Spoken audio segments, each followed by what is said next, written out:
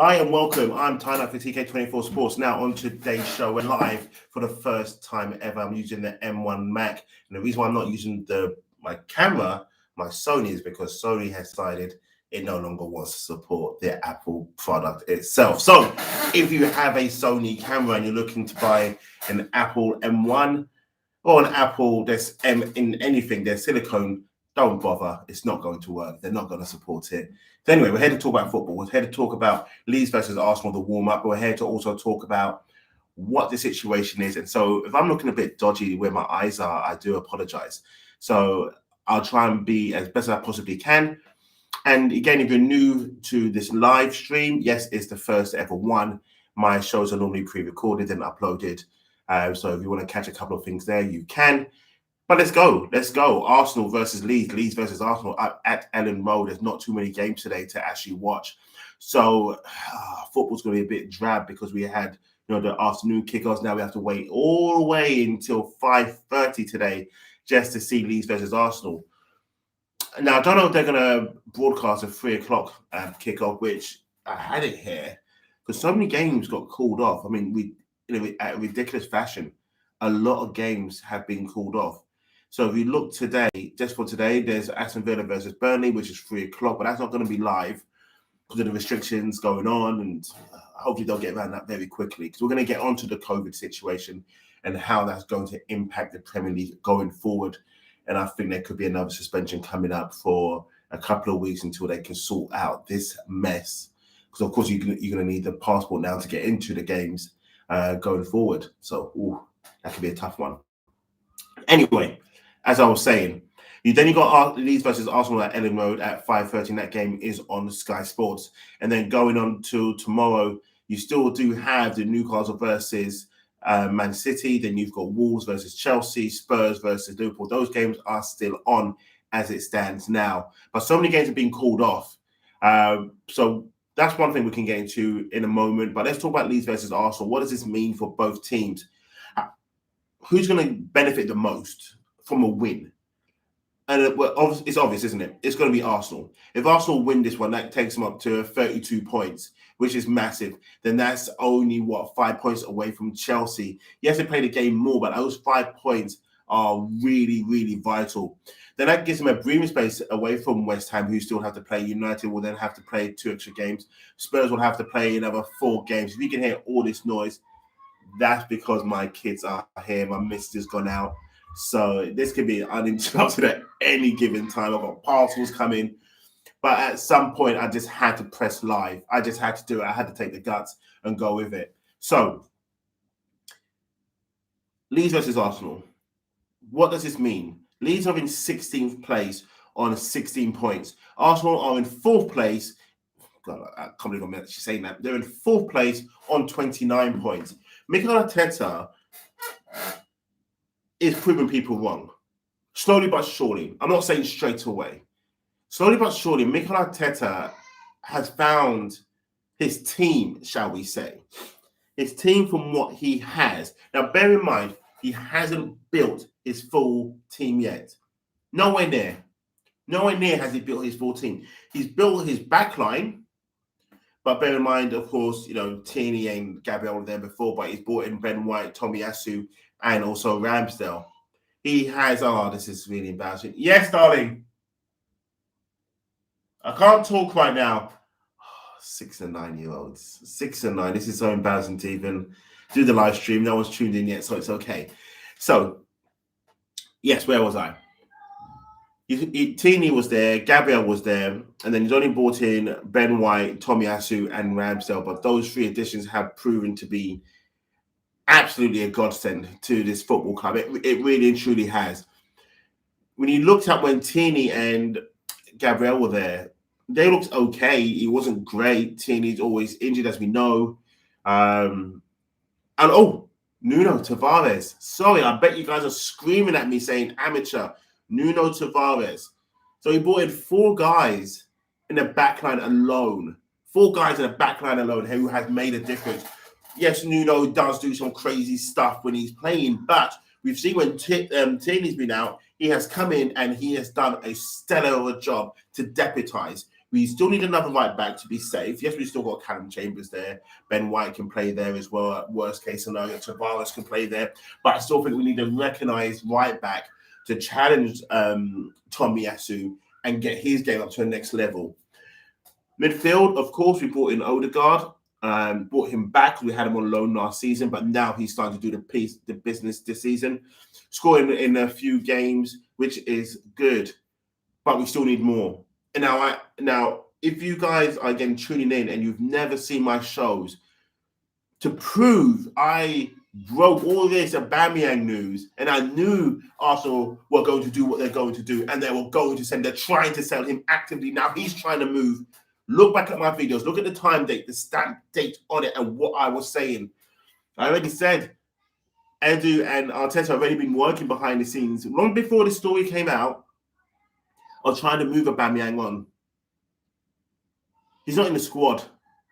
He has no future left at Arsenal. It's done. There's more to the story than just coming back late from the agreed travel time. The conversation that was held between them two didn't go well. It didn't go well at all. There were words that were said. There were things that were pointed out. And Arteta done the right thing, in my opinion. He done the right thing. He took the stance. And the likes of an Aubameyang, that characteristic of a person, needs to go. Great man. But there's a professional side that you need to adhere to, and Arteta is that guy. He's just not going to take it. He saw the implosion of Arsenal. Remember, but before he came on being Arsenal manager, he was the Man City manager, and that last game he had as a City manager was against Arsenal, and he saw them got molly whops. They got battered in front of him, and you saw his face. He knew he was getting that job, and he was sitting there, not even celebrating about City. He was just like going, I've got these guys thinking, wow, they made it. Nah. That's why Arteta is the way Arteta is, and people don't get that. They're blindsided because of Arsenal. They're blindsided because it's the club that they love. But going into this game against Leeds, Ellen Road, it's cold up there. It's cold. Those fans who are going to turn out today, they're going to make themselves known. They got battered 7-0 against City. Leeds are not going to just roll up and say, okay, have your way as well. Bielsa, he's going to tell his players to keep playing the same way as they've been playing. Now it's down to Arsenal to figure out exactly not what City done. Don't try and do what City done because they just caught fire that day. You're not going to catch fire like that every single time you play. Arsenal need to catch their own fire. They need to go off the energy that they had against West Ham, but also the energy that they did not have against Everton. And that's the fuel, that's the mix, that's the potion. That's what they need to do. Bring that together, bring that cocktail together, drink it, and go after Leeds and just literally stomp them out. 2-0 by half-time, 3-1 by full-time. You come back down south, boom, it's Christmas. Merry Christmas. Go on, 3 points, cha-ching. And then you're catching up to Chelsea, and then Chelsea start wondering what the hell. Then everyone's going to start catching Arsenal. And that's why 3 points today is so important for Arsenal Football Club. Getting the 3 points puts pressure on Chelsea, puts pressure on everyone else, that everyone else now has to catch Arsenal. But what about Leeds? What happens if Leeds don't lose? Will they stay where they stay? Really and truly, they do. Could they go down this season? Potentially, yes. Do they have quality in their squad? Yeah, they do. They really do, don't they? I mean, if we look at today right now, we look at what the injury news is for this game. What players are available? What players are not available? What are we talking about here? Well, one thing I can tell you to you is this. The 26 times that they've played each other in the Premier League, Leeds have won 8, Arsenal have won 13, and there's been 5 draws. Home wins, 5 for Leeds, 9 for Arsenal. Away wins, 3 for Leeds, 4 for Arsenal. Leeds have only beaten Arsenal 5 times at home, and Arsenal have won 4 times away. Now, people will turn around and say, it looks like it's going to be a draw. No, it's not. Arsenal are going to go there for the victory. Leeds are going to go there to maybe get a point and get their confidence back. Or beating Arsenal can give them a bit more confidence again. What happens to Leeds, though, if they do even beat Arsenal? What does that take them in the table? What does it actually mean for them? What does it mean for the season, going into the Christmas break as well? Because you don't want to go into Christmas knowing that you've lost a game and you've got all week until Boxing Day to play your next game. That's if it doesn't get called off as well. If Leeds win, they go to 19 points, so they move up one place. And the reason why it's only one place, they'll move up above Southampton. Because their goal difference is minus 15, Everton is there at minus 8. So that's all they can move. It's one place. Arsenal can stay where they are. But that breathing room, oh my goodness, that breathing room is big. It's a 4-point clear of West Ham. It then means, United will then have to win their next 2 games. Spurs will have to win every game just to even stand a chance. So now, Arsenal are in pole position for the top 4. I'm not saying they're going to get it. Yes, I am saying they're going to get it. But now they're in this fortunate position, and this is the plan. I'm telling you, people, this is the plan. It makes sense. Everything makes sense about this game today.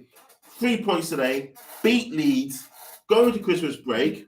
Damn it, I keep going to my phone. I should know who they're playing. I should know who they're playing next. But then again, these games will get called off. Beat Leeds, go to Norwich, get 3 points there, play Wolves, get another 3 points, get the 9 points in top. Before you know it, Arsenal could be breathing down and sitting in third going into the January transfer window. Lacazette could then end up going, and Kente could end up going, and Bamian could end up going. Make the funds for Vahadovic to come in. Oh my goodness, if that guy comes in. If this was the plan, and when Josh said, get ready to be excited, and this was all the plan, why do the Amazon show and not Ball Out? I now kind of digressed from, it should be the Leeds versus Arsenal preview, but we might as well just talk about football in general here. Think about it, people. I've been saying this from day one. They had every reason to go for this documentary. Spurs done it. Spurs thought if they do the documentary, they'll appoint Mourinho. Yes, it could be box office. They can get back into the top 4. It just didn't work. Lots of fallouts, and he's gone. Arsenal, on the other hand, I'm so sorry about this stain here. It is a fresh T-shirt. It's just, it's kind of old. But anyway, Arsenal, on the other hand, there was a reason why they spent the 150 in the summer. They knew this documentary was coming. So they're balling out. If they had a sniff of getting into the top 4, come January, you don't think they're going to ball out again? Watch the videos I've been doing. I've been saying this. They are going to ball out. They're going to spend big. They're going to get a big boy striker in January. Come the summer, oh my Lord. Cheese and peas, I'm telling you right now, Arsenal get top 4. Watch what they do to the squad. Because not only will they want to taste that Kool-Aid again, they want to keep on having the free refills. Like when you go to Nando's and you say, what do you want to drink? And you say, yeah, can I have a refill, please? That's what they want. Unlimited refills for the time that they can stay in there for. They're going to go big. The Cronkies know now is their time. They're going to cash in a couple of seasons later, fine. But now they want to do it. They're going to go big. Vahadovic is going to come in January. Calvert-Lewin is going to come in the summer. That will be the backup. That won't be the equal. That will be the backup because Calvert-Lewin's injury record is not so great. But Arsenal right now need an out-and-out striker. They could buy Vahadovic in now. He won't start automatically. Lacazette will still lead the line. Then slowly but surely, they'll start introducing Vahadovic, and then Lacazette will take a back seat, and then Eddie will go, boom, gone. But my scary thought is, I keep saying Eddie's gone, but I think they're going to offer him a contract, and I think he's going to stay. I think they'll just end up giving him Aubameyang's minutes, and then that will convince Eddie to stay. And we know, just by looking at Eddie, he's not really that guy. I know I've gone down in my pace of talking, but Eddie's not that guy. Pepe, body language, he's just not suited for this league. I don't know what league he's suited for, and I'm not going to diminish the French league, but maybe the attitude, the pace, the way they are over there, maybe that suits the way he is, his swag, the way he comes across is, and that doesn't mean he's got a bad attitude. It just means that the way he works, the way he plays his football is just not suited for the Premier League. And not everyone is suited for the Premier League. You and I know that if you watch the Premier League, if you're born in this country, you play football in this country, whether it's from the school playground to, your school playground, let's say your school team, to your Saturday, your Sunday league, whatever it is, even school football, you know what it means to play in England. Whether you're down the south or you're up north, you know it's cold, it's rainy. You can have the perfect footballing weather, which is then rainy and sunny at the same time. Oh my goodness, slide tackles going in while the heat is hitting on you. You need a certain characteristic to play football in this country. It doesn't matter what the level is. You need to have a certain trait, a characteristic to play football or sports in this country. Some of these guys are not built for it. You don't have to be the most talented player, but if you can play in this country, you'll go far. And people will see that. You know, the fans will see that. They'll say, listen, you may not be the best, but he bloody tries. And the worst thing is, sometimes the best talent are the worst professional athletes. They just are, because they just like, boy, I got it. I don't really need to work hard. If you ain't going to take me, someone's going to take me. I can go to Italy. I can go to there. Yeah, I'm making this money here, but you know what? It is what it is. I just move on and I'll get, you know, a little sign on fee here. We'll work something out here. You restructure me here. That's their attitude. And Arsenal fans, I keep crying for big name players to come in, but big name players don't win you stuff. I'm serious, they don't. Big name players do not win you things. They don't.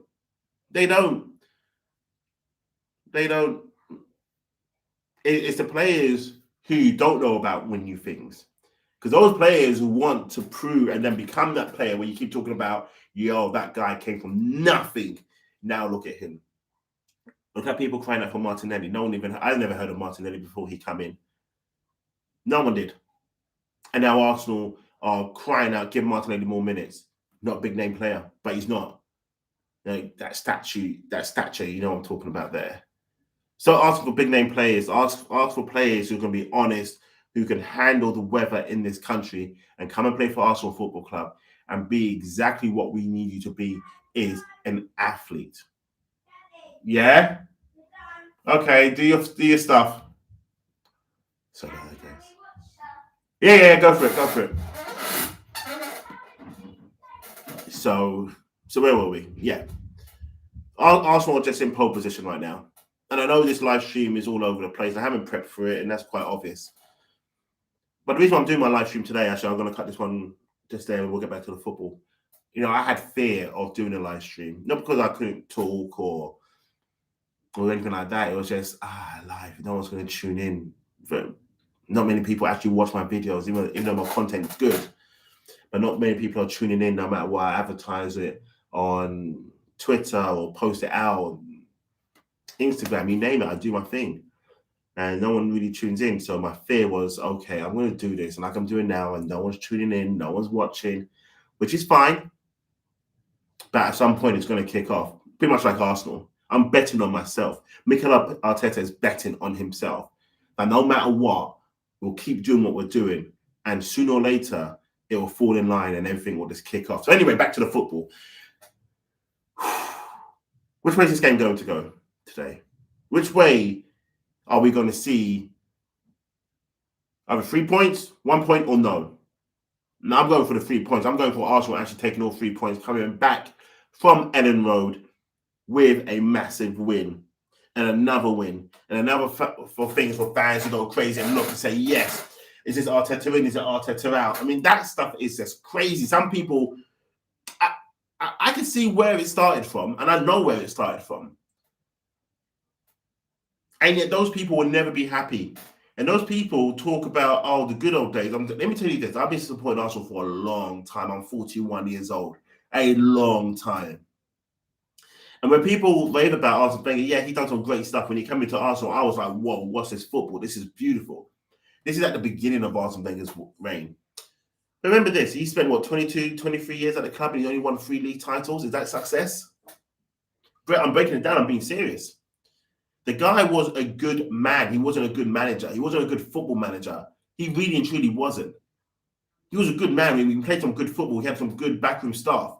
But Arsene Wenger could have had more success at Arsenal if he didn't dilly-dally and do stupidness in the transfer market. Do you ever look at the fact that Arsene Wenger actually paid himself over £8 million per year but yet he would stumble and fumble on the Antoine Griezmann deal. Didn't get Ibrahimovic over the line. Couldn't convince Messi to join. Couldn't convince Ronaldo to join. There's so many players that we could have got at Arsenal, but this man dilly-dally, but he never dilly-dally paying himself the money that he paid. So stop saying when Arsenal were this team, or we had the Invincibles, we had this.